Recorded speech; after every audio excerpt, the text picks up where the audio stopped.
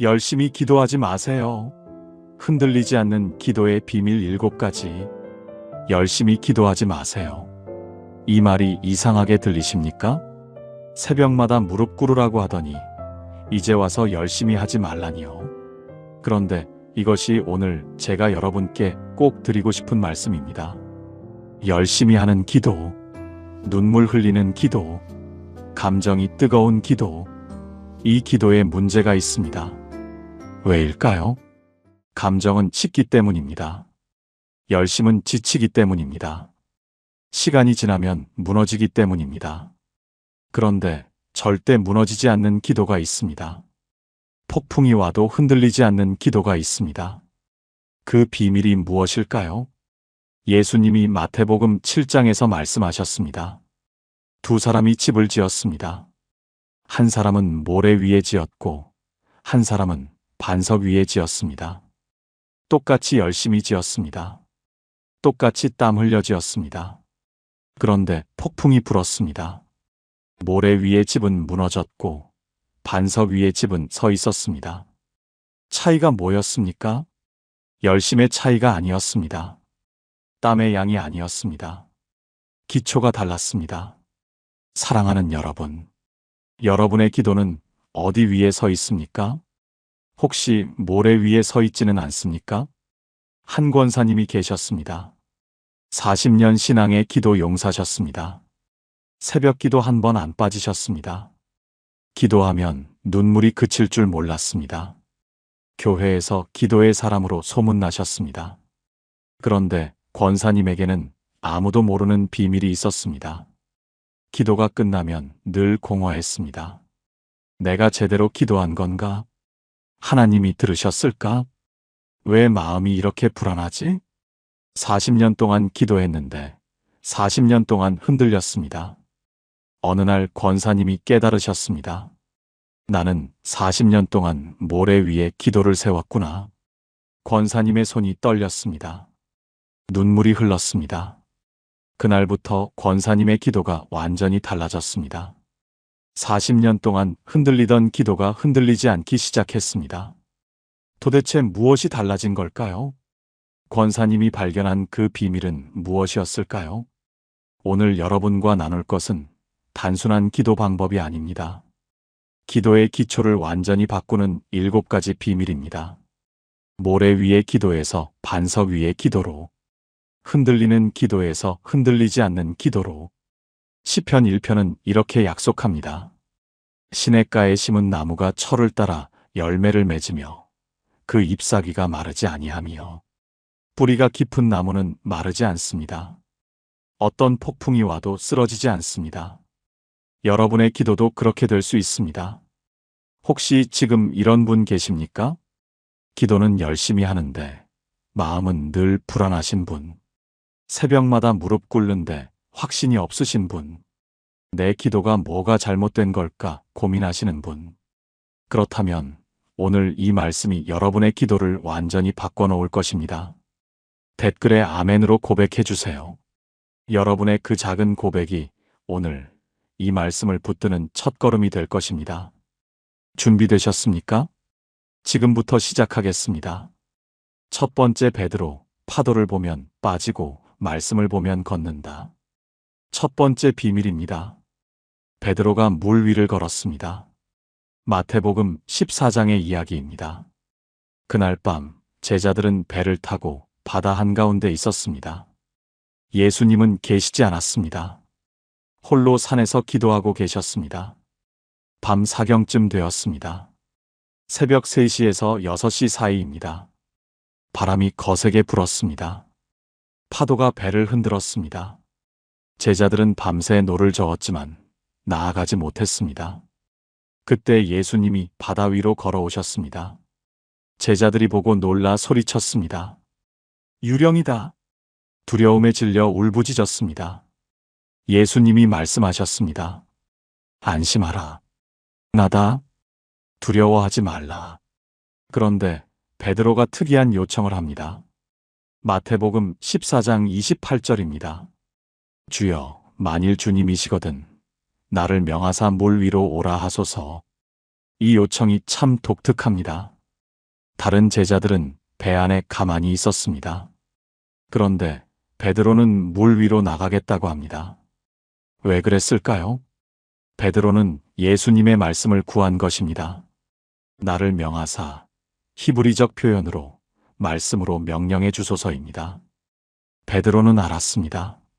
예수님의 말씀이 있으면 불가능도 가능해진다는 것을. 예수님이 대답하셨습니다. 29절입니다. 오라. 단 한마디입니다. 헬라어로 엘테입니다. 오다라는 동사 에르코마이의 명령형입니다. 짧지만 권위 있는 말씀입니다. 베드로가 배에서 내려 물 위를 걸었습니다. 정말 걸었습니다. 물 위를 밟고 예수님께로 걸어갔습니다. 불가능이 가능이 된 순간입니다. 그런데 문제가 생겼습니다. 30절입니다. 바람을 보고 무서워 빠져가는지라. 바람을 보고. 이 표현이 중요합니다. 헬라어로 블레폰데 톤 아네몬입니다. 블레폰은 단순히 보다가 아니라 주목하다, 시선을 고정하다는 뜻입니다. 베드로의 시선이 바뀐 것입니다. 예수님을 보고 있었는데 파도를 보기 시작했습니다. 말씀을 붙들고 있었는데 환경을 보기 시작했습니다. 오라는 말씀 위에 서 있었는데 파도라는 감정 위에 선 것입니다. 그 순간 빠지기 시작했습니다. 베드로가 소리쳤습니다. 주여, 나를 구원하소서. 예수님이 즉시 손을 내밀어 붙잡으시며 말씀하셨습니다. 31절입니다. 믿음이 작은 자여, 왜 의심하였느냐? 여기서 의심하다는 헬라어로 디스타조입니다. 이 단어의 어원이 흥미롭습니다. 디스는 둘, 타조는 서다입니다.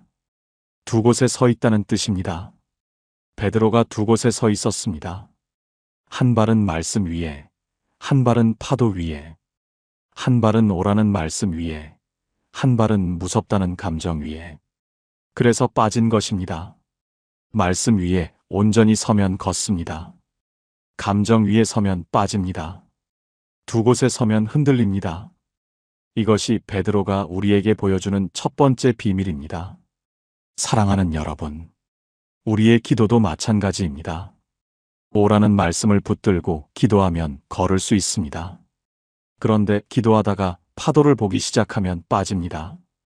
문제의 크기를 보기 시작하면 빠집니다. 상황의 어려움을 보기 시작하면 빠집니다. 베드로처럼 우리도 한 발은 말씀, 한 발은 감정. 두 곳에 서 있으면 흔들릴 수밖에 없습니다. 한 권사님이 계셨습니다. 남편분이 갑자기 쓰러지셨습니다. 뇌출혈이었습니다. 중환자실에 들어가셨습니다. 의사가 말했습니다. 각오하셔야 합니다. 권사님의 세상이 무너졌습니다. 새벽마다 병원 복도에서 기도했습니다. 하나님, 살려주세요. 하나님, 제발요. 그런데 기도할수록 더 무서웠습니다. 남편의 창백한 얼굴이 눈에 밟혔습니다. 의사의 말이 귓전에 맴돌았습니다. 기도하는데 파도만 보이는 겁니다. 어느 날 새벽 권사님이 성경을 펴셨습니다. 그런데 한 구절이 눈에 들어왔습니다. 이사야 41장 10절. 두려워하지 말라. 내가 너와 함께 함이니라. 권사님이 그 말씀을 소리내어 읽으셨습니다. 처음에는 글자만 읽는 것 같았습니다. 그런데 계속 읽었습니다. 두려워하지 말라. 내가 너와 함께 함이니라. 10번쯤 읽었을 때 눈물이 터졌습니다. 하나님이 나와 함께 계시는구나. 내가 파도만 보고 있었구나. 의사 말만 보고 있었구나. 그날부터 권사님의 기도가 달라졌습니다. 하나님, 살려주세요로 시작하되 주님이 나와 함께 하시니 두려워하지 않겠습니다로 끝냈습니다. 말씀을 붙들고 기도하기 시작한 것입니다. 남편분은 의사들도 놀랄 만큼 회복되셨습니다. 지금은 함께 교회에 나오고 계십니다. 권사님이 나중에 이렇게 말씀하셨습니다. 파도를 보면 빠지고 말씀을 보면 걷는다는 걸 그때 알았어요. 베드로가 3000년 전에 경험한 것을 이 권사님도 경험하신 겁니다. 여러분의 기도는 지금 어디를 보고 있습니까? 파도를 보고 계십니까? 말씀을 보고 계십니까? 함께 기도하시겠습니까? 하나님 아버지, 베드로가 오라는 말씀을 붙들었을 때 물 위를 걸었습니다. 파도를 보았을 때 빠졌습니다. 저도 똑같았습니다. 기도하면서 문제만 보았습니다. 환경만 보았습니다. 오늘 깨닫습니다. 말씀을 보아야 걸을 수 있습니다. 이제 주님의 말씀 위에 시선을 고정하겠습니다. 두려워하지 말라. 내가 너와 함께 함이니라. 이 말씀 위에 서겠습니다. 예수님의 이름으로 기도합니다. 아멘. 그런데 여기서 한 가지 질문이 생깁니다. 말씀 위에 서라고 하는데 기도 자체가 너무 힘들 때는 어떻게 해야 할까요? 입도 떨어지지 않을 만큼 고통스러울 때는요? 두 번째 비밀에서 한나가 그 답을 보여줍니다. 두 번째, 한나, 말도 안 되는 기도가 말씀이 될 때. 두 번째 비밀입니다. 한나의 이야기입니다. 사무엘상 1장입니다. 한나는 아이가 없었습니다. 당시 이스라엘에서 아이가 없다는 것은 단순한 슬픔이 아니었습니다. 저주였습니다. 수치였습니다. 하나님께 버림받았다는 증거로 여겨졌습니다. 남편 엘가나에게는 또 다른 아내 브닌나가 있었습니다. 브닌나에게는 자녀가 있었습니다. 성경은 브닌나가 한나를 심히 격동시켰다고 기록합니다. 사무엘상 1장 6절입니다. 그의 대적이 그를 심히 격동시켜 번민하게 하였으니, 여기서 격동시키다는 히브리어로 카아스입니다. 이 단어는 분노하게 하다, 고통스럽게 찌르다는 뜻입니다. 브닌나가 한나를 찔렀습니다. 말로 찔렀습니다. 너는 왜 아이가 없니? 하나님이 너를 버리신 거 아니니? 해마다 성막에 갈 때마다 이 일이 반복되었습니다. 7절입니다. 해마다 그 어미의 집에서 여호와의 성전에 올라갈 때면 그녀가 그처럼 괴롭힘으로 한나가 울고 먹지 아니하더라. 한나는 울기만 했습니다. 밥도 먹지 못했습니다. 기도할 힘도 없었습니다. 그런데 그해 성막에서 한나가 기도를 시작합니다. 10절입니다. 한나가 마음이 괴로워서 여호와께 기도하고 통곡하며, 마음이 괴로워서 히브리어로 마라트 네페쉬입니다. 네페쉬는 영혼, 마라는 쓰다입니다. 영혼이 쓰라리다는 뜻입니다. 한나의 영혼이 쓰라렸습니다. 그 상태에서 기도했습니다. 그런데 한나의 기도가 특이합니다. 12절에서 13절입니다. 한나가 여호와 앞에서 오래 기도하는 동안에 엘리가 그의 입을 살펴보니 한나가 속으로 말하며 입술만 움직이고 음성은 들리지 아니하므로 한나는 소리내어 기도하지 않았습니다. 입술만 움직였습니다. 속으로 기도했습니다. 왜 그랬을까요? 너무 고통스러워서 소리가 나오지 않았던 것입니다. 말이 안 되는 기도였습니다. 문장이 안 되는 기도였습니다. 그냥 영혼이 쏟아지는 기도였습니다. 그런데 제사장 엘리가 이것을 보고 오해합니다. 14절입니다. 엘리가 그에게 이르되 내가 언제까지 취하여 있겠느냐, 포도주를 끊으라. 엘리는 한나가 술 취한 줄 알았습니다. 입술만 움직이며 중얼거리니까 취객처럼 보였던 것입니다. 한나의 심정이 어땠을까요? 하나님 앞에서 영혼을 쏟아내는데 제사장이 술 끊어라라고 합니다. 가장 거룩한 순간에 가장 큰 모욕을 당한 것입니다. 그런데 한나의 대답이 놀랍습니다. 15절에서 16절입니다.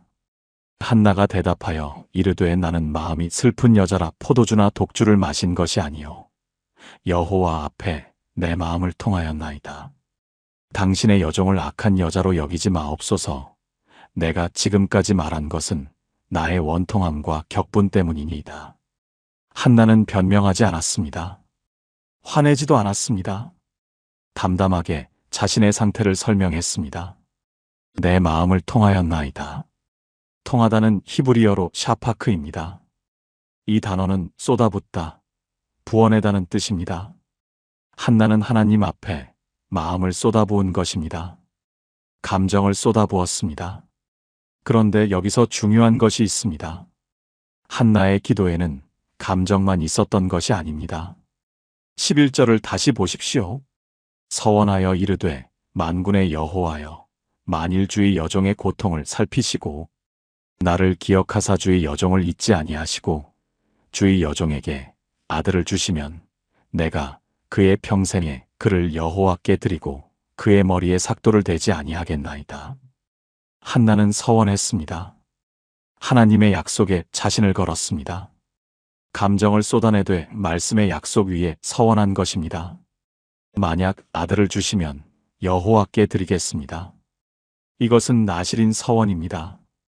민수기 6장에 기록된 하나님의 말씀에 근거한 서원입니다. 한나는 감정으로만 기도하지 않았습니다. 감정을 쏟아내되 말씀의 약속 위에 섰습니다. 엘리가 한나의 대답을 듣고 말합니다. 17절입니다. 이스라엘의 하나님이 내가 기도하여 구한 것을 허락하시기를 원하노라. 엘리의 축복이었습니다. 그런데 이 말씀이 한나에게는 하나님의 응답처럼 들렸습니다. 18절입니다. 이에 여자가 가서 먹고 그 얼굴에 다시 수색이 없더라. 수색이 없더라. 얼굴빛이 바뀌었다는 뜻입니다. 한나는 아직 아이를 얻지 않았습니다. 뱃속에 아무것도 없었습니다. 상황은 전혀 바뀌지 않았습니다. 그런데 얼굴빛이 밝아졌습니다. 왜 그랬을까요? 말씀 위에 섰기 때문입니다. 서원을 통해 하나님의 약속에 자신을 연결했기 때문입니다. 감정은 상황에 따라 바뀝니다. 그런데 말씀 위에 서면 상황이 바뀌기 전에 마음이 먼저 바뀝니다. 한나가 그랬습니다. 그리고 때가 되어 한나는 사무엘을 낳았습니다. 이스라엘의 가장 위대한 선지자. 하나님이 응답하셨습니다. 한 집사님이 계셨습니다. 7년 동안 아이가 없으셨습니다. 병원에서는 어렵다고 했습니다. 명절 때마다 시어머니의 눈치가 쏟아졌습니다. 며느리, 올해는 소식 없어? 친척들의 시선이 찔렀습니다. 한나가 분인나에게 당한 것과 똑같았습니다. 집사님은 기도하다가 울기만 했습니다. 하나님, 왜 저만 안 되나요? 제가 뭘 잘못했나요? 기도인지 원망인지 모를 말들이 쏟아졌습니다. 어느 날 새벽 집사님이 사무엘상 1장을 읽으셨습니다. 한나의 이야기였습니다. 읽다가 멈추셨습니다. 내 마음을 통하였나이다. 나도 그래. 나도 마음을 쏟아내기만 했어. 그런데 그 다음 구절에서 눈이 멈추셨습니다. 한나의 서원이었습니다. 주의 여종에게 아들을 주시면 여호와께 드리겠나이다. 집사님은 깨달으셨습니다. 한나는 감정만 쏟아낸 게 아니었구나. 하나님의 약속 위에 서원했구나. 나는 원망만 했구나. 그날 집사님의 기도가 달라졌습니다. 하나님, 제 마음을 쏟아냅니다. 원통합니다. 억울합니다. 다 말씀드립니다. 그러나 한나처럼 서원합니다. 만약 아이를 주시면 주님의 자녀로 키우겠습니다. 주님의 뜻대로 살게 하겠습니다. 감정을 쏟되 말씀의 약속 위에 선 기도였습니다. 1년 뒤 집사님은 임신하셨습니다. 의사도 놀랐습니다. 지금 그 아이는 초등학생이 되었습니다. 집사님이 이렇게 말씀하셨습니다. 한나처럼 기도하는 법을 그때 배웠어요. 감정을 쏟되 말씀 위에 서는 것. 그게 흔들리지 않는 기도였어요. 사랑하는 여러분, 기도할 때 감정을 쏟아내는 것은 잘못이 아닙니다. 한나도 그랬습니다. 울어도 됩니다. 원통해도 됩니다. 말이 안 되는 기도를 해도 됩니다. 그러나 거기서 멈추지 마십시오. 한나처럼 하나님의 말씀 위에 서십시오. 감정을 쏟되 약속 위에 서원하십시오. 그러면 상황이 바뀌기 전에 얼굴빛이 먼저 바뀝니다. 함께 기도하시겠습니까? 하나님 아버지, 한나가 영혼을 쏟아내며 기도했습니다. 감정이 터져나왔습니다. 그러나 한나는 거기서 멈추지 않았습니다. 주님의 약속 위에 서원했습니다. 저도 그렇게 하고 싶습니다. 제 마음을 쏟아냅니다. 원통함도, 억울함도, 슬픔도 다 내려놓습니다. 그러나 주님의 말씀 위에 서겠습니다. 상황이 바뀌기 전에 제 마음이 먼저 바뀌게 하소서. 한나처럼 얼굴빛이 밝아지게 하소서. 예수님의 이름으로 기도합니다. 아멘. 그런데 여기서 또 하나의 질문이 생깁니다. 베드로는 말씀을 보라고 했고, 한나는 말씀 위에 서원하라고 했습니다. 그렇다면 가장 완벽한 모델은 누구일까요? 말씀 위에 선 기도의 원형은 어디에 있을까요? 세 번째 비밀에서 예수님이 직접 보여주십니다. 세 번째, 예수님 감정을 쏟되 말씀으로 끝내셨다. 세 번째 비밀입니다. 예수님의 기도입니다. 겟세마네 동산. 마태복음 26장입니다. 이 장면은 성경에서 가장 강렬한 기도의 현장입니다. 예수님이 십자가를 앞두고 기도하신 밤입니다. 36절입니다. 이에 예수께서 제자들과 함께 겟세마네라 하는 곳에 이르러 제자들에게 이르시되 내가 저기 가서 기도할 동안에 너희는 여기 앉아 있으라 하시고, 예수님은 베드로와 야고보와 요한 세 제자만 데리고 더 깊이 들어가셨습니다. 37절입니다. 베드로와 세베대의 두 아들을 데리고 가실새 고민하고 슬퍼하사. 고민하다는 헬라어로 리페오마이입니다. 깊은 슬픔, 마음의 고통을 뜻합니다. 슬퍼하다는 아데모네오입니다. 이 단어가 더 강렬합니다. 극도로 불안하다, 혼란에 빠지다는 뜻입니다. 예수님이 극도로 불안해하셨습니다. 하나님의 아들이 혼란에 빠지셨습니다. 이것이 가능한 일입니까? 38절에서 예수님이 직접 말씀하십니다. 이에 말씀하시되 내 마음이 심히 고민하여 죽게 되었으니 너희는 여기 머물러 나와 함께 깨어 있으라 하시고, 죽게 되었으니 헬라어로 페릴리포스 에스틴 헤프시케 무헤오스 다나투입니다. 직역하면 내 영혼이 죽음에 이를 만큼 슬프다입니다. 예수님의 영혼이 죽을 만큼 고통스러웠습니다. 이것은 연기가 아닙니다. 신학적 표현도 아닙니다. 예수님은 진짜로 고통스러우셨습니다. 인간으로서 느낄 수 있는 가장 깊은 두려움을 느끼셨습니다. 누가복음 22장 44절은 이 장면을 더 생생하게 기록합니다. 예수께서 힘쓰고 애써 더욱 간절히 기도하시니 땀이 땅에 떨어지는 핏방울 같이 되더라. 힘쓰고 애써 헬라어로 아고니아입니다. 영어 에거니 고뇌의 어원입니다. 예수님이 고뇌 속에서 기도하셨습니다.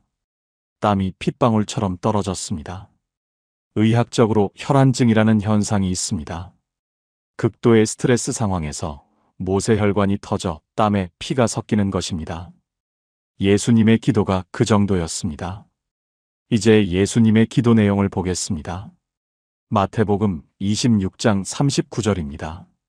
조금 나아가사 얼굴을 땅에 대시고 엎드려 기도하여 이르시되 내 아버지여 만일 할만하시거든 이 잔을 내게서 지나가게 하옵소서. 이 잔을 내게서 지나가게 하옵소서. 이것이 예수님의 첫 번째 기도입니다. 잔은 무엇입니까? 십자가입니다. 하나님의 진노를 담은 심판의 잔입니다. 전 인류의 죄를 짊어지는 고통입니다. 예수님은 이 잔을 피하고 싶으셨습니다. 인간으로서 당연한 감정입니다. 예수님은 감정을 숨기지 않으셨습니다. 이 잔을 지나가게 해주세요. 솔직하게 말씀하셨습니다. 한나가 마음을 쏟아낸 것처럼 예수님도 감정을 쏟아내셨습니다. 그런데 39절 뒷부분이 중요합니다. 그러나 나의 원대로 맛이 없고 아버지의 원대로 하옵소서. 그러나 헬라어로 플랜입니다. 이 접속사가 모든 것을 바꿉니다. 잔을 지나가게 해주세요. 그러나 감정을 쏟으셨습니다. 그러나 거기서 멈추지 않으셨습니다. 아버지의 원대로 하옵소서. 아버지의 원대로 헬라어로 토 델레마수입니다. 델레마는 뜻, 의지, 계획을 뜻합니다. 예수님은 아버지의 뜻 위에 서셨습니다. 아버지의 말씀 위에 서셨습니다. 감정으로 시작하되 말씀으로 끝내신 것입니다. 이 기도를 예수님은 3번 반복하셨습니다. 42절입니다. 다시 2번째 나아가 기도하여 이르시되 내 아버지여 만일 내가 마시지 않고는 이 잔이 내게서 지나갈 수 없거든 아버지의 원대로 되기를 원하나이다 하시고 44절입니다. 다시 그들을 두고 나아가 3번째 같은 말씀으로 기도하시더라. 3번 모두 같은 구조입니다. 이 잔을 지나가게 해주세요 감정. 그러나 아버지의 원대로 하옵소서 말씀. 감정을 쏟되 말씀으로 끝내셨습니다. 한 번이 아니라 3번. 반복해서 말씀 위에 서셨습니다. 그 결과가 무엇이었습니까? 누가복음 22장 43절입니다. 하늘로부터 한 천사가 예수께 나타나 힘을 더하더라. 천사가 나타나 힘을 더했습니다. 예수님이 말씀 위에 서셨을 때 하늘의 능력이 임했습니다. 그리고 예수님은 일어나셨습니다. 겟세마네를 나가셨습니다. 십자가를 향해 걸어가셨습니다. 흔들리지 않으셨습니다. 감정에 머물렀다면 무너지셨을 것입니다. 말씀 위에 서셨기에 걸어가셨습니다. 사랑하는 여러분, 예수님도 감정이 있으셨습니다. 두려우셨습니다. 피하고 싶으셨습니다. 그 감정을 숨기지 않으셨습니다. 그러나 거기서 멈추지 않으셨습니다. 아버지의 원대로 하옵소서. 이 한마디가 감정을 말씀 위에 올려놓았습니다. 이것이 예수님이 보여주신 기도의 모델입니다. 감정을 쏟되 말씀으로 끝내라. 한 집사님이 계셨습니다. 암 선고를 받으셨습니다. 3기였습니다. 의사가 말했습니다. 수술해도 장담하기 어렵습니다. 집사님은 무너지셨습니다. 기도하려고 무릎 꿇었는데 기도가 나오지 않았습니다. 하나님, 하나님, 그 말밖에 나오지 않았습니다. 그러다 겟세마네 예수님이 생각나셨습니다. 예수님도 잔을 피하고 싶으셨구나. 예수님도 두려우셨구나. 그런데 예수님은 어떻게 하셨지? 집사님이 성경을 펴셨습니다. 마태복음 26장 39절. 그러나 나의 원대로 마시옵고 아버지의 원대로 하옵소서. 집사님이 떨리는 목소리로 따라 기도하셨습니다. 하나님, 저도 이 잔을 피하고 싶습니다. 무섭습니다. 두렵습니다. 그러나 아버지의 원대로 하옵소서. 그 순간 집사님의 마음에 평안이 찾아왔다고 합니다. 상황은 하나도 바뀌지 않았습니다. 암은 그대로였습니다. 수술은 앞에 있었습니다. 그런데 마음이 달라졌습니다. 두려움 위에 평안이 덮였습니다. 집사님은 수술을 받으셨습니다. 성공적이었습니다. 지금은 5년째 건강하게 지내고 계십니다. 집사님이 이렇게 말씀하셨습니다. 그러나가 저를 살렸어요. 감정에서 멈추지 않고 그러나 아버지의 원대로라고 말했을 때 그때 제 기도가 말씀 위에 선 거였어요.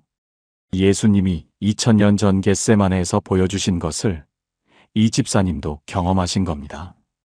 여러분의 기도는 어디서 끝나고 있습니까? 하나님, 해주세요에서 끝나고 있습니까? 하나님, 왜요? 에서 끝나고 있습니까? 감정에서 멈추고 있지는 않습니까? 오늘 예수님의 기도를 배우십시오. 감정을 쏟으십시오. 두려움을 말씀드리십시오. 그러나 거기서 멈추지 마십시오. 그러나 아버지의 원대로 하옵소서. 이 한마디를 덧붙이십시오.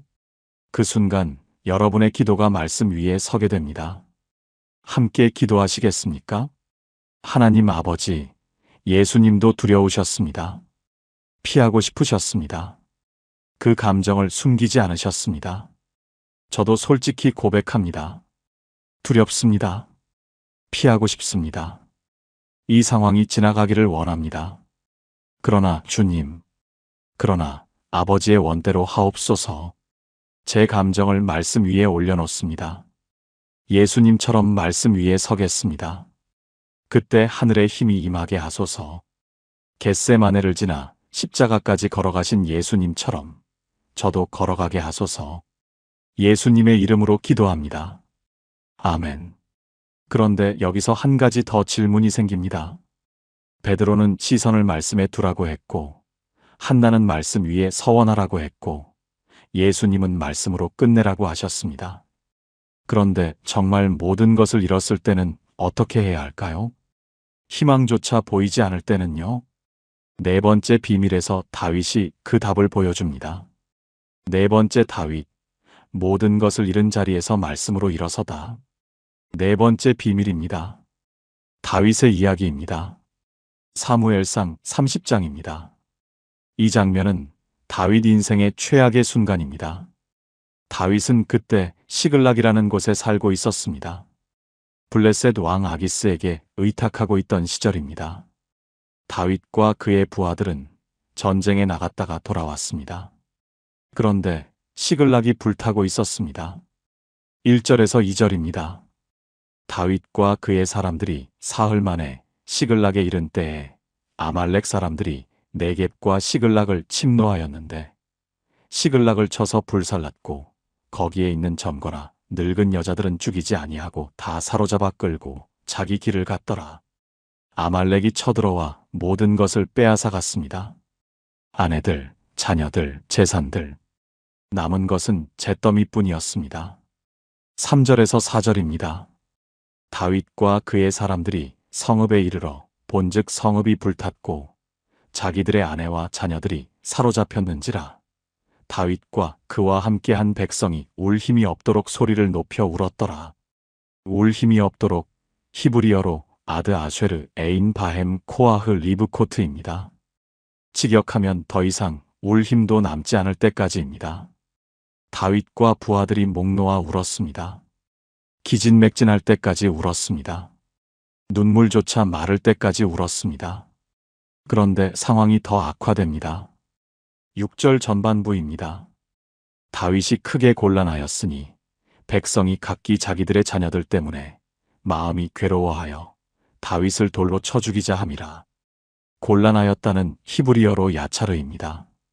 이 단어의 원래 뜻은 사방이 막히다, 숨이 막히다입니다. 단순히 어려운 정도가 아닙니다. 출구가 없는 상태입니다. 완전히 갇힌 상태입니다. 다윗은 사방이 막혔습니다. 앞에는 잿더미, 뒤에는 돌을 든 부하들, 함께 싸웠던 용사들이 돌을 들었습니다. 다윗을 향해서 내 때문이다. 내가 우리를 여기로 데려왔다. 내가 책임져라. 하나님께 기름 부음 받은 왕이 될 자가 지금 자기 부하들에게 맞아 죽을 위기에 처한 것입니다. 다윗에게는 아무것도 남지 않았습니다. 가족도 없습니다. 재산도 없습니다. 부하들의 신뢰도 없습니다. 희망도 없습니다. 완전한 바닥이었습니다. 그런데 6절 후반부가 놀랍습니다. 다윗이 그의 하나님 여호와로 말미암아 힘을 얻었더라. 힘을 얻었다는 히브리어 히트 하제크입니다. 이 단어의 구조를 보겠습니다. 하자크는 강하다, 굳세다라는 동사입니다. 히트 하제크는 하자크의 히트파엘 형태입니다. 히트파엘은 재귀형입니다. 스스로를 강하게 하다는 뜻입니다. 그런데 중요한 것은 그 뒤입니다. 여호와로 말미암아. 히브리어로 봐 아도나이 엘로하이브입니다. 직역하면 그의 하나님 여호와 안에서입니다. 다윗이 스스로 힘을 낸 것이 아닙니다. 긍정적으로 생각해서 버틴 것이 아닙니다. 여호와 안에서 힘을 얻은 것입니다. 다윗은 이 순간 감정에 머물지 않았습니다. 울었습니다. 힘이 없도록 울었습니다. 그러나 거기서 멈추지 않았습니다. 하나님이 자신에게 하셨던 약속을 떠올렸습니다. 사무엘상 16장에서 사무엘 선지자가 다윗에게 기름을 부었습니다. 내가 이스라엘의 왕이 될 것이다. 다윗은 그 말씀을 기억했습니다.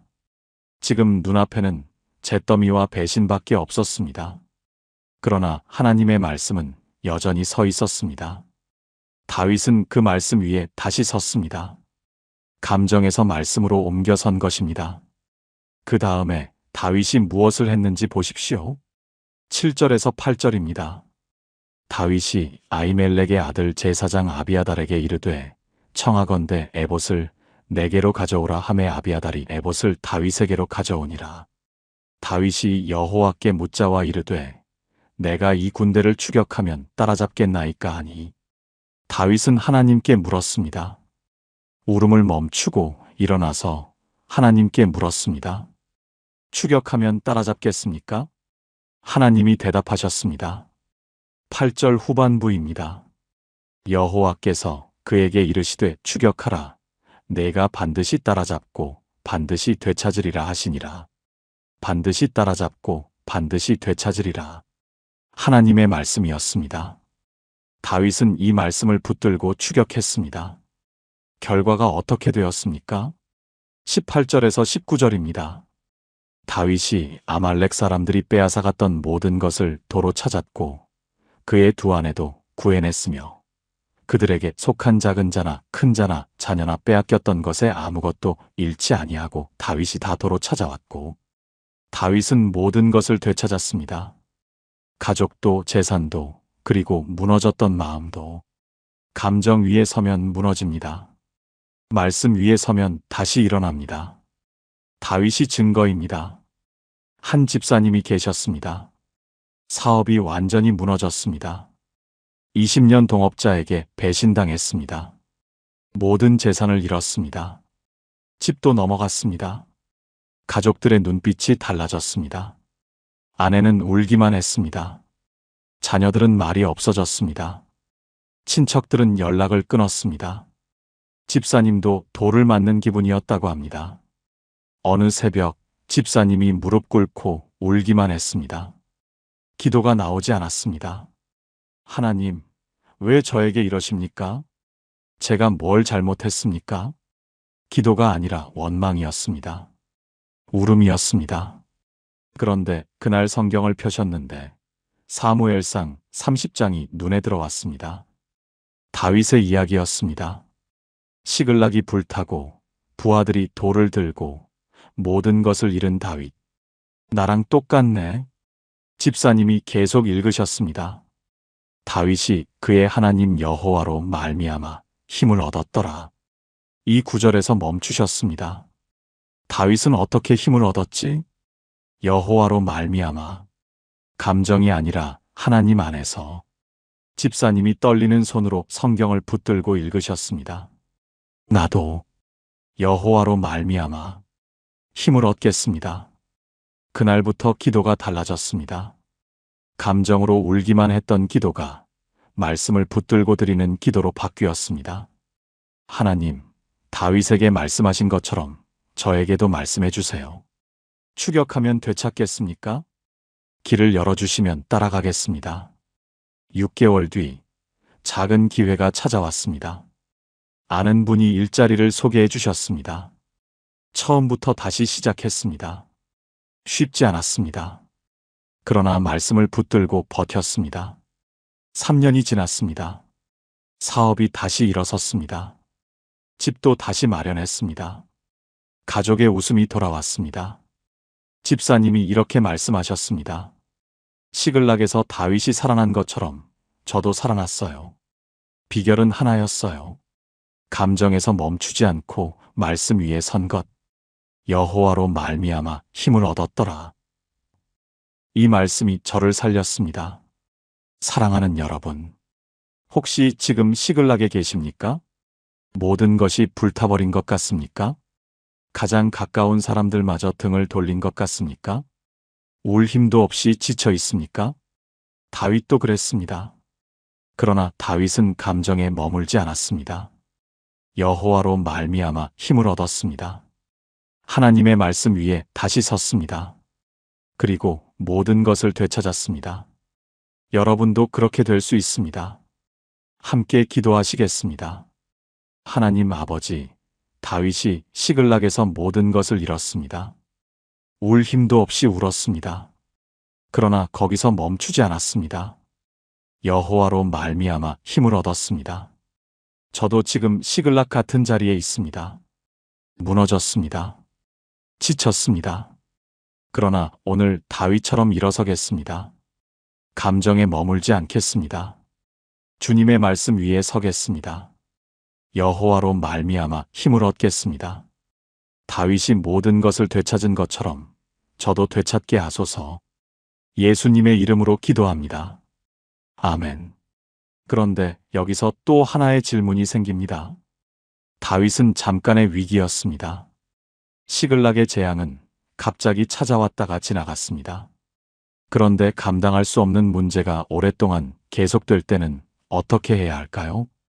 끝이 보이지 않는 싸움 앞에서는요. 5번째 비밀에서 여호사밧이 그 답을 보여줍니다. 5번째 여호사밧, 감당할 수 없을 때 말씀이 싸워주신다. 5번째 비밀입니다. 여호사밧의 이야기입니다. 역대하 20장입니다. 이 장면은 구약에서 가장 극적인 전쟁 이야기 중 하나입니다. 그런데 이 전쟁은 칼을 들지 않고 이긴 전쟁입니다. 1절에서 2절입니다. 그 후에 모압 자손과 암몬 자손이 마온 자손 중 얼마와 함께 여호사밧을 치러 오는지라. 어떤 사람들이 와서 여호사밧에게 말하여 이르되 큰 무리가 바다 저쪽 아람에서 왕을 치러 오는데 보라 그들이 하사손다말 곧 엔게디에 있나이다 하니 세 나라 연합군이 쳐들어왔습니다. 모압, 암몬, 그리고 마온 자손. 동맹군이었습니다. 혼자도 감당하기 어려운 상대인데 셋이 연합했습니다. 유다의 군대로는 상대가 되지 않았습니다. 3절입니다. 여호사밧이 두려워하여 여호와께 구하기로 결심하고 온 유다의 금식을 선포하매 두려워하여 히브리어로 야레입니다. 여호사밧은 두려웠습니다. 왕도 두려웠습니다. 감당할 수 없는 크기의 문제 앞에서 왕도 무서웠습니다. 그런데 여호사밧의 선택이 중요합니다. 여호와께 구하기로 결심하고 두려웠지만 감정에 머물지 않았습니다. 두려움을 하나님 앞에 가져갔습니다. 여호사밧이 기도합니다. 6절에서 12절까지의 기도입니다. 이 기도를 자세히 보면 여호사밧의 기도 방식이 드러납니다. 먼저 6절에서 9절입니다. 이르되 우리 조상의 하나님 여호와여 주는 하늘에 계신 하나님이 아니시니이까 주는 이방 민족들의 모든 나라를 다스리지 아니하시니이까 주의 손에 능력과 권세가 있사오니 능히 주를 당할 자 없나이다. 여호사밧은 먼저 하나님이 누구신지를 선포했습니다. 하늘에 계신 하나님, 모든 나라를 다스리시는 분, 능력과 권세가 있으신 분, 감정으로 시작하지 않았습니다. 하나님의 정체성, 하나님의 말씀부터 선포했습니다. 그리고 7절에서 9절에서는 하나님이 과거에 하셨던 일을 언급합니다. 우리 하나님이여 주께서 이 땅의 주민을 주의 백성 이스라엘 앞에서 쫓아내시고 주의 벗 아브라함의 자손에게 이 땅을 영원히 주지 아니하셨나이까. 하나님이 과거에 하셨던 약속, 아브라함에게 하셨던 말씀, 이 땅을 주겠다는 언약. 여호사밧은 이 말씀을 기도 안에 넣었습니다. 그리고 12절입니다. 우리 하나님이여 그들을 심판하지 아니하시나이까. 우리가 이치러 오는 큰 무리를 대적할 능력이 없고 어떻게 할 줄도 모르옵고 오직 주만 바라보나이다. 대적할 능력이 없고 히브리어로 에인 바누 코아흐입니다. 우리에게 능력이 없습니다. 어떻게 할 줄도 모르옵고 로 네다마 나하세입니다. 우리는 무엇을 해야 할지 모릅니다. 여호사밧은 솔직했습니다. 감정을 숨기지 않았습니다. 감당 못하겠습니다. 모르겠습니다. 그러나 마지막이 중요합니다. 오직 주만 바라보나이다. 키 알레카 에이네이누입니다. 직역하면 오직 주께 우리의 눈이 있습니다입니다. 시선이 어디에 있는지가 핵심입니다.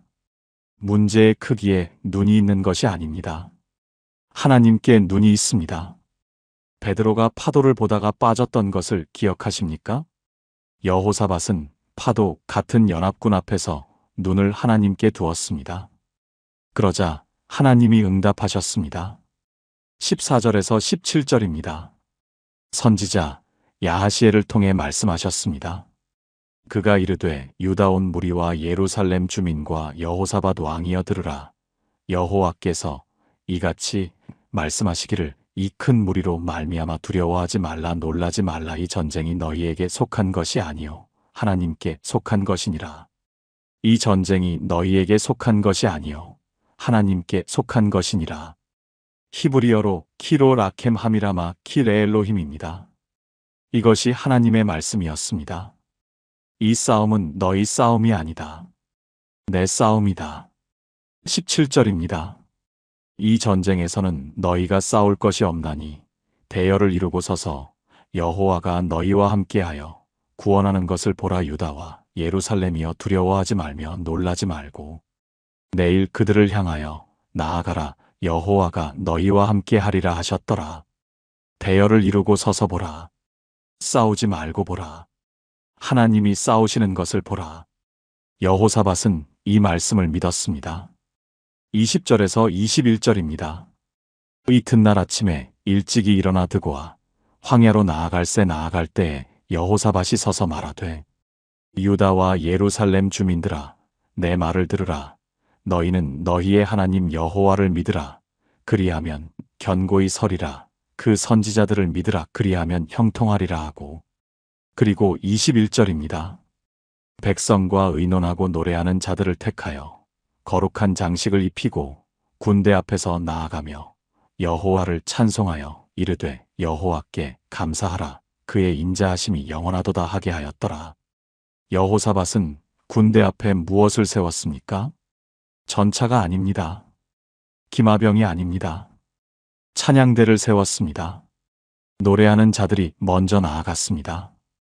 여호와께 감사하라. 그의 인자하심이 영원하도다. 이것은 시편 136편의 말씀입니다. 성경의 말씀을 노래로 부르며 전쟁터로 나아간 것입니다. 결과가 어떻게 되었습니까?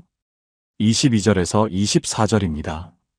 그들이 노래하며 찬양하기 시작할 때에 여호와께서 복병을 두어 유다로 치러 온 암몬과 모압과 세일 산의 주민들을 치게 하셨으므로 그들이 패하니라. 암몬과 모압 자손이 일어나 세일 산의 주민들을 죽여 진멸하고 세일 주민들을 멸하기를 마침에 그들이 서로 치더라. 유다 사람들이 광야에 있는 파수대에 이르러 그 무리를 바라보니 시체가 땅에 엎드러졌고 피한 자가 없었더라.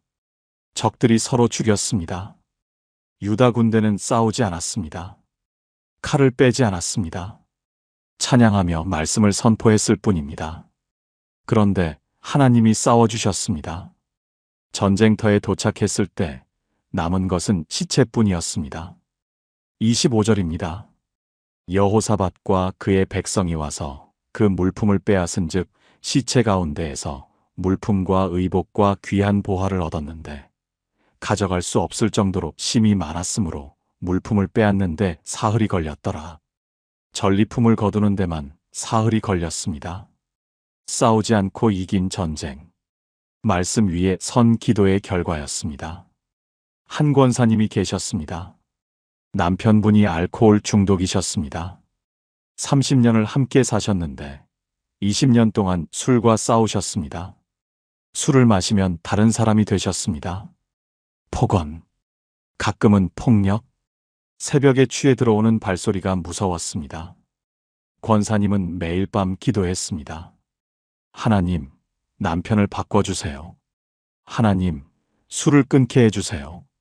제발요. 10년을 기도했습니다. 변하지 않았습니다. 20년을 기도했습니다. 여전했습니다. 어느 날 권사님이 지쳐서 성경을 폈습니다. 역대하 20장이었습니다. 여호사밧의 기도가 눈에 들어왔습니다. 우리가 이치러 오는 큰 무리를 대적할 능력이 없고 어떻게 할 줄도 모르옵고 권사님의 눈물이 흘렀습니다. 나도 그래. 능력이 없어. 어떻게 해야 할지 모르겠어.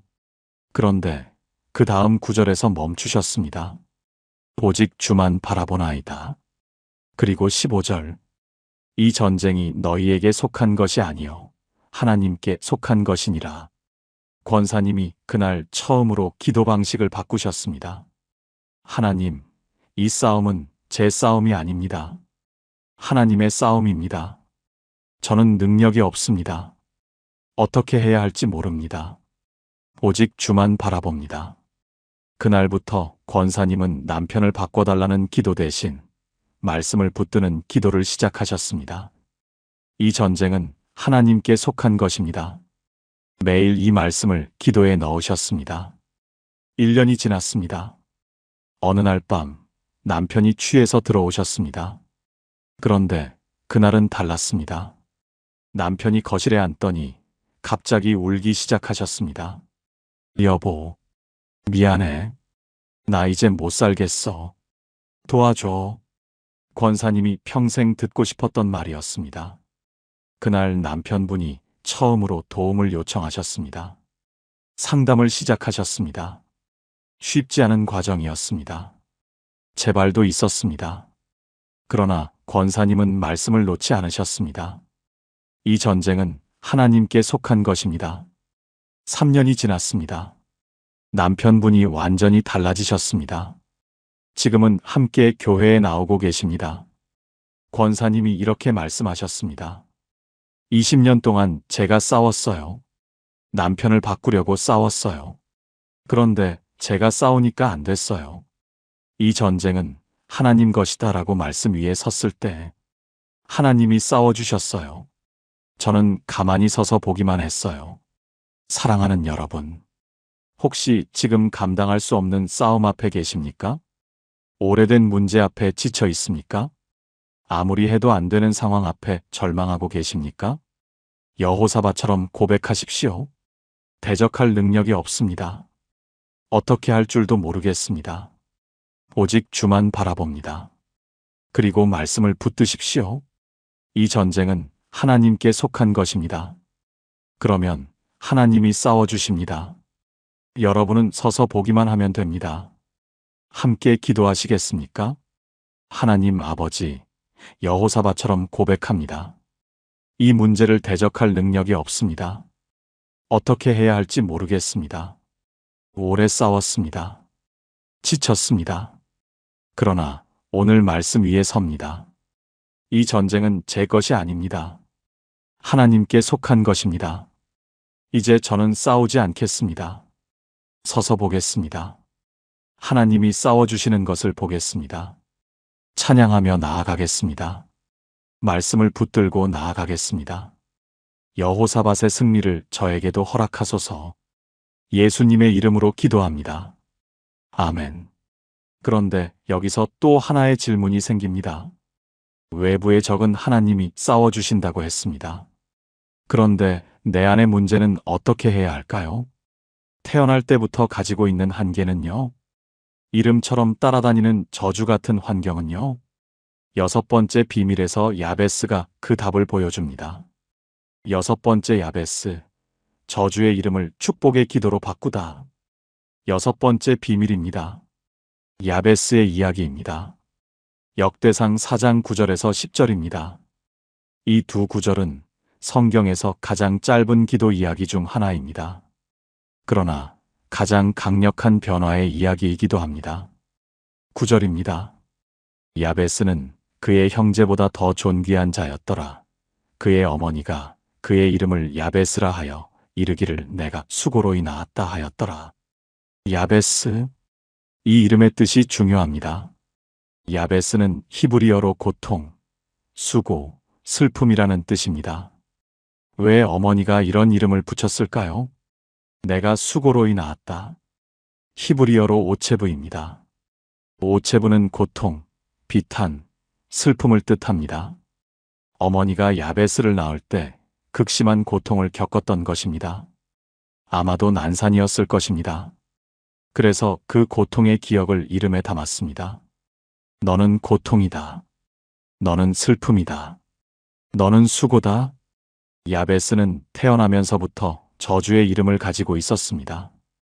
당시 이스라엘에서 이름은 단순한 호칭이 아니었습니다. 이름은 정체성이었습니다. 이름은 운명이었습니다. 이름이 그 사람을 규정했습니다.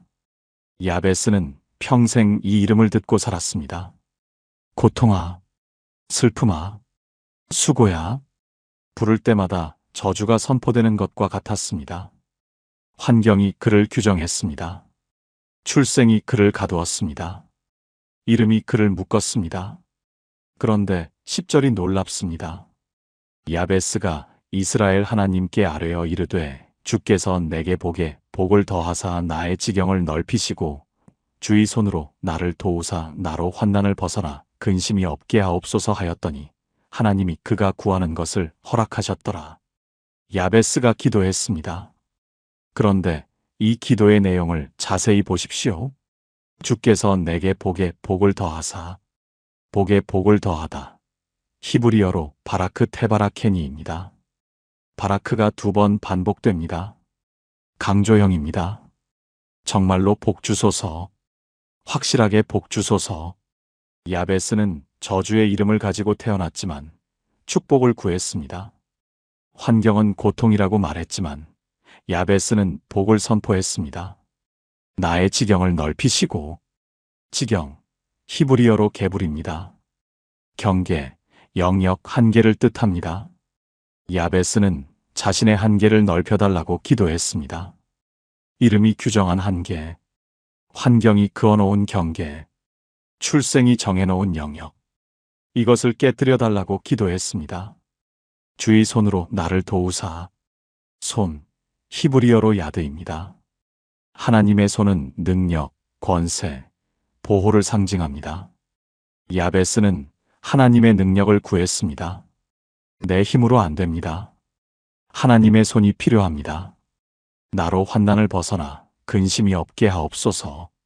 환난, 히브리어로 라아입니다. 재앙, 고통, 악을 뜻합니다. 여기서 놀라운 것이 있습니다. 야베스라는 이름의 어근과 환날라아이 연결됩니다. 야베스는 자신의 이름에 담긴 저주, 그 고통에서 벗어나게 해달라고 기도한 것입니다. 내 이름이 고통이지만 그 고통에서 벗어나게 해주세요. 내 환경이 저주지만 그 저주를 깨뜨려 주세요. 야베스의 기도는 감정의 기도가 아니었습니다. 말씀 위에 선 기도였습니다. 하나님이 아브라함에게 복의 근원이 되게 하겠다고 약속하셨습니다. 하나님이 이스라엘에게 머리가 되고 꼬리가 되지 않게 하겠다고 약속하셨습니다. 야베스는 이 약속을 알고 있었습니다. 환경은 너는 고통이다라고 말했지만 하나님의 말씀은 너는 복이다라고 말했습니다. 야베스는 환경의 말 대신 하나님의 말씀 위에 섰습니다. 결과가 어떻게 되었습니까? 10절 마지막입니다. 하나님이 그가 구하는 것을 허락하셨더라. 간단한 문장입니다. 그러나 엄청난 선언입니다. 하나님이 응답하셨습니다. 저주의 이름을 가진 자에게 축복을 주셨습니다. 고통의 환경에서 태어난 자에게 형통을 주셨습니다. 9절 처음을 다시 보십시오. 야베스는 그의 형제보다 더 존귀한 자였더라. 존귀한 자, 히브리어로 니크바드입니다. 영광스러운 자, 무게 있는 자, 귀한 자. 고통이라는 이름을 가졌지만 형제들 중 가장 존귀한 자가 되었습니다. 환경이 그를 규정하지 못했습니다. 이름이 그를 가두지 못했습니다. 말씀 위에 선 기도가 운명을 바꾸었습니다. 한 집사님이 계셨습니다. 어린 시절부터 넌 안 되라는 말을 듣고 자라셨습니다. 가난한 집에서 태어나셨습니다. 공부도 어려웠습니다. 부모님은 늘 이렇게 말씀하셨습니다. 우리 집은 원래 이래. 너무 큰 꿈 꾸지 마라. 분수껏 살아라. 그 말이 집사님의 정체성이 되었습니다. 나는 안 되는 사람이구나. 우리 집은 원래 이런 집이구나. 분수껏 살아야지. 교회에 나와서도 마찬가지였습니다. 기도할 때도 늘 이렇게 기도하셨습니다. 하나님, 저 같은 사람도 사랑해 주시니 감사합니다. 저 같은 것이 뭐라고. 겸손한 것 같지만 사실은 자기 안의 저주를 계속 선포하는 기도였습니다. 어느 날 성경 공부 시간에 야베스의 이야기를 들으셨습니다.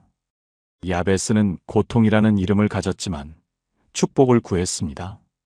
그 말이 마음에 꽂혔습니다. 나도 야베스처럼 저주의 이름을 가지고 살았구나. 넌 안 돼. 분수껏 살아라. 이게 내 야베스였구나. 집사님이 그날 밤 처음으로 다르게 기도하셨습니다. 하나님, 저도 야베스처럼 기도합니다. 제 환경이 안 된다고 말했지만 하나님은 복의 근원이 되게 하겠다고 약속하셨습니다. 저의 지경을 넓혀주세요. 제 이름에 붙은 저주를 깨뜨려 주세요. 쉽지 않았습니다. 수십 년 동안 들어온 말들이 쉽게 지워지지 않았습니다. 그러나 집사님은 매일 야베스의 기도를 하셨습니다. 말씀을 붙들고 기도하셨습니다. 1년이 지나고 2년이 지났습니다. 집사님의 마음이 먼저 달라지셨습니다. 저 같은 것이라는 말이 사라졌습니다. 하나님의 자녀라는 정체성이 자리 잡았습니다. 놀라운 것은 그 후에 일어났습니다. 집사님이 시작하신 작은 사업이 조금씩 자라기 시작했습니다. 자녀들이 신앙 안에서 성장했습니다. 가정에 평화가 찾아왔습니다. 우리 집은 안 되라는 저주가 깨졌습니다. 지금 집사님은 교회에서 다른 분들에게 야베스의 기도를 나누고 계십니다. 환경이 뭐라고 하든 말씀 위에 서세요. 당신의 이름이 뭐든 하나님의 약속을 붙드세요. 저주의 이름이 축복의 기도로 바뀔 수 있어요. 사랑하는 여러분, 혹시 여러분에게도 야베스 같은 이름이 있습니까? 넌 안 돼. 너희 집은 원래 이래. 늦었어. 글렀어. 환경이 붙여준 이름이 있습니까? 출생이 규정한 한계가 있습니까? 과거가 그어놓은 경계가 있습니까? 야베스처럼 기도하십시오. 환경의 말 대신 하나님의 말씀 위에 서십시오. 주께서 복에 복을 더하소서. 나의 지경을 넓혀주소서. 주의 손으로 나를 도우소서. 그러면 저주의 이름이 축복의 증거가 됩니다. 함께 기도하시겠습니까? 하나님 아버지, 야베스가 고통이라는 이름으로 태어났지만 축복을 구했습니다. 환경이 저주라고 말했지만 하나님의 약속을 붙들었습니다. 저도 그렇게 하고 싶습니다. 제 환경이 붙여준 이름을 내려놓습니다. 안 돼, 못해, 늦었어라는 저주를 내려놓습니다. 오늘 하나님의 말씀 위에 섭니다. 주께서 복에 복을 더해 주시옵소서. 나의 지경을 넓혀 주시옵소서. 주의 손으로 나를 도우시옵소서. 야베스의 응답을 저에게도 허락하소서. 예수님의 이름으로 기도합니다. 아멘. 이제 마지막 7번째 비밀이 남았습니다. 도입부에서 만났던 그 권사님을 기억하십니까? 40년 동안 기도했는데 40년 동안 흔들리셨던 분. 그 권사님의 이야기가 아직 끝나지 않았습니다. 7번째 비밀에서 그 결말을 함께 보겠습니다. 7번째 시냇가에 심은 나무 흔들리지 않는 기도의 완성. 7번째 비밀입니다. 마지막입니다. 가장 중요한 이야기입니다. 도입부에서 만났던 그 권사님을 기억하십니까? 40년 신앙의 기도 용사. 새벽 기도 한 번 안 빠지셨던 분. 기도하면 눈물이 그칠 줄 몰랐던 분. 그런데 기도가 끝나면 늘 공허했던 분. 40년 동안 기도했는데 40년 동안 흔들렸던 분. 그 권사님이 어느 날 깨달으셨습니다. 나는 40년 동안 모래 위에 기도를 세웠구나. 그날 권사님의 손이 떨렸습니다. 눈물이 흘렀습니다. 그리고 권사님의 기도가 달라지기 시작했습니다. 그 후에 무슨 일이 있었을까요? 권사님이 처음 바꾼 것은 기도 시작이었습니다. 예전에는 이렇게 시작하셨습니다. 하나님 도와주세요. 하나님 해결해 주세요. 하나님 바꿔주세요. 감정으로 시작하는 기도였습니다. 바꾸신 후에는 이렇게 시작하셨습니다. 주의 말씀이 영원히 하늘에 굳게 섰사오며. 시편 119편 89절. 권사님이 처음 발견하셨던 그 말씀으로 시작하셨습니다. 하나님의 말씀이 영원히 굳게 서 있다. 이것을 먼저 선포하고 기도를 시작하셨습니다. 두 번째로 바꾼 것은 기도 중간이었습니다. 예전에는 문제만 보셨습니다. 자녀 걱정, 건강 염려, 관계 고민, 파도만 보셨습니다. 바꾸신 후에는 말씀을 붙드셨습니다. 자녀를 위해 기도할 때는 이사야 54장 13절을 붙드셨습니다. 내 자녀들은 다 여호와의 교훈을 받을 것이니. 건강을 위해 기도할 때는 출애굽기 15장 26절을 붙드셨습니다. 나는 너희를 치료하는 여호와임이라. 문제 앞에서 말씀을 찾아 붙드셨습니다. 세 번째로 바꾼 것은 기도의 끝이었습니다. 예전에는 아멘으로 끝내셨습니다. 바꾸신 후에는 예수님처럼 끝내셨습니다. 그러나 아버지의 원대로 하옵소서. 감정을 쏟되 말씀으로 끝내셨습니다. 이렇게 기도가 바뀌고 한 달이 지났습니다. 권사님이 느끼신 첫 번째 변화는 이것이었습니다. 기도가 끝나도 공허하지 않아요. 40년 동안 기도 끝에 찾아오던 그 공허함이 사라졌습니다. 말씀 위에 서니까 기도가 끝나도 그 말씀이 남았습니다. 주의 말씀이 영원히 굳게 섰사오며 이 말씀이 하루 종일 마음에 남았습니다. 흔들릴 때마다 이 말씀이 떠올랐습니다. 3개월이 지났습니다. 두 번째 변화가 찾아왔습니다. 상황이 안 바뀌어도 마음이 흔들리지 않아요. 예전에는 상황이 안 좋아지면 바로 무너지셨습니다. 기도가 응답되지 않는 것 같으면 절망하셨습니다. 그런데 이제는 달랐습니다. 상황은 그대로인데 마음이 흔들리지 않았습니다. 왜일까요?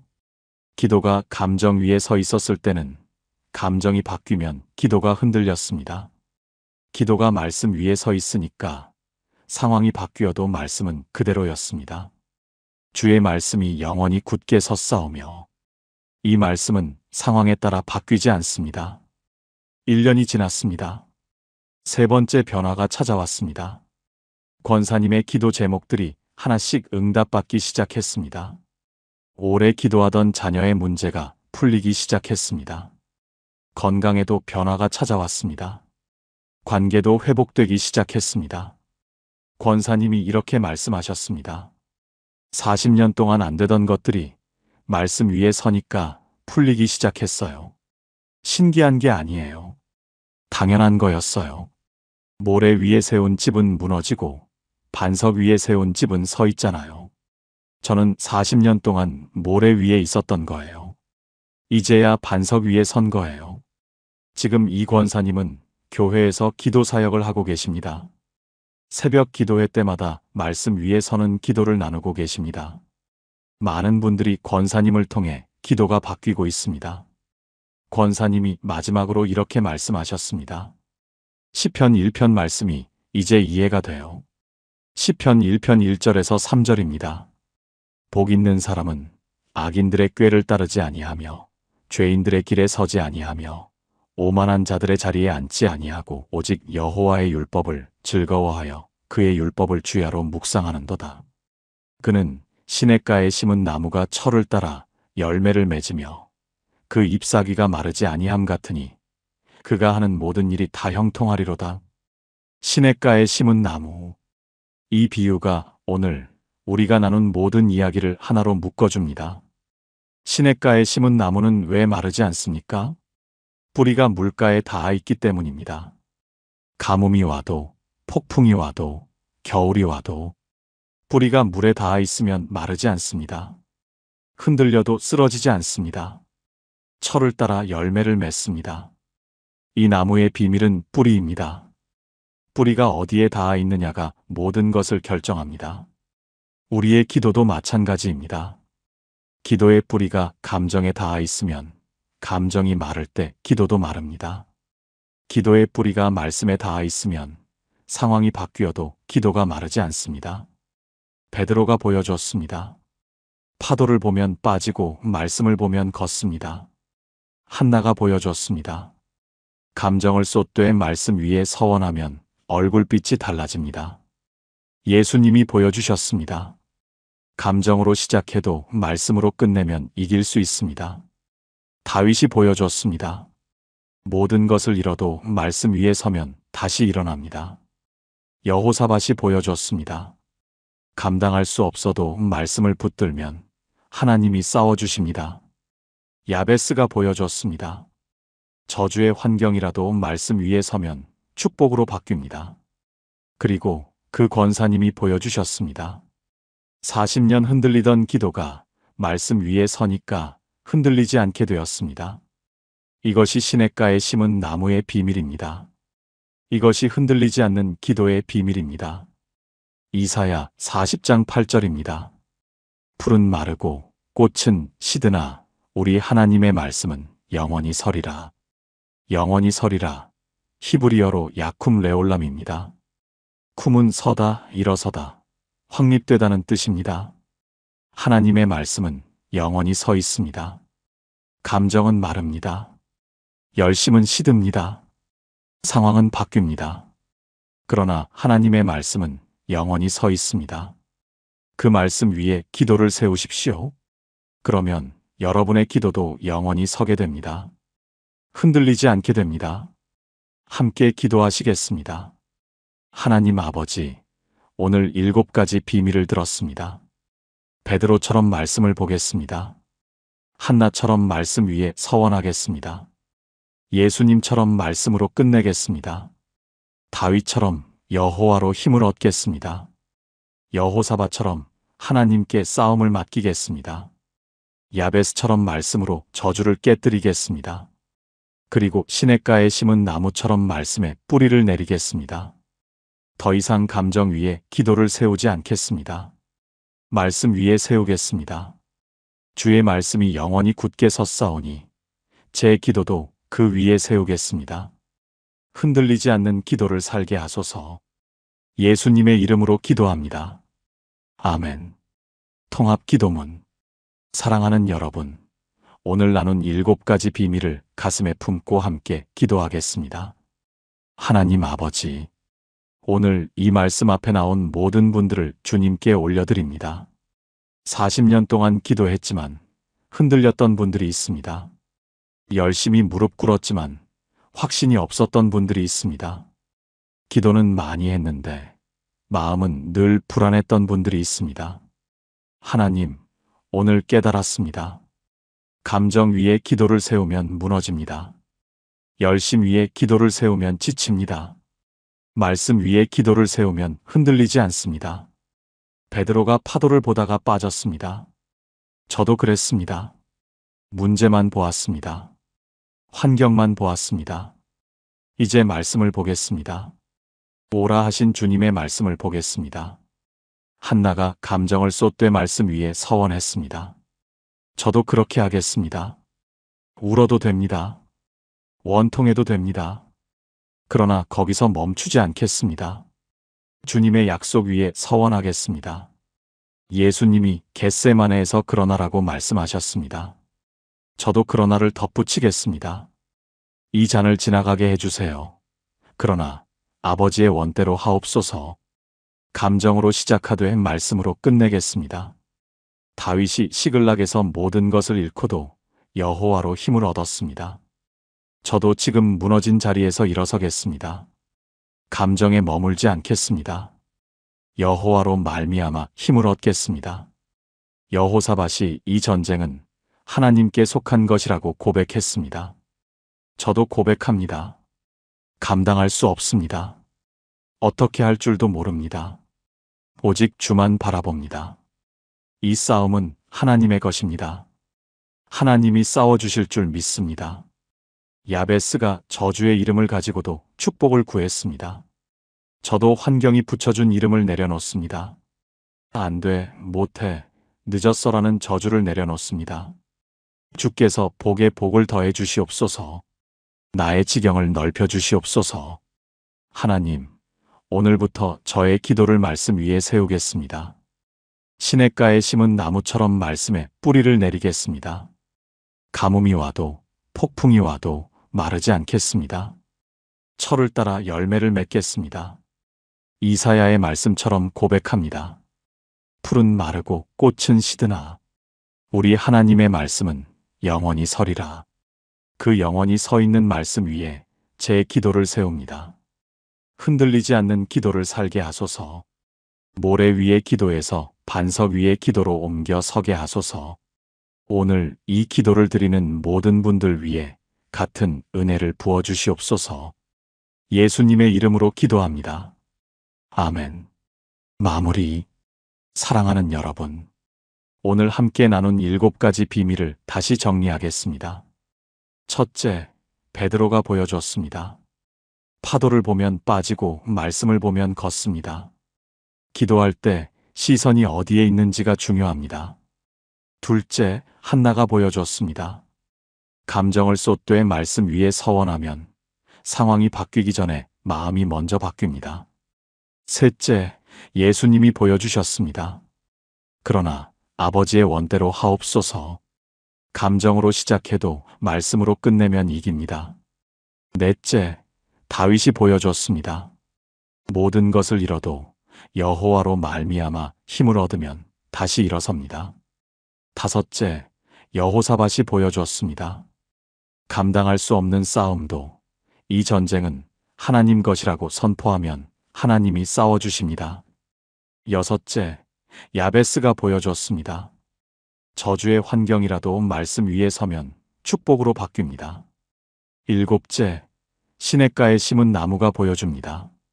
말씀에 뿌리를 내리면 어떤 상황에도 마르지 않고 열매를 맺습니다. 이것이 흔들리지 않는 기도의 비밀입니다. 열심히 기도하지 마세요.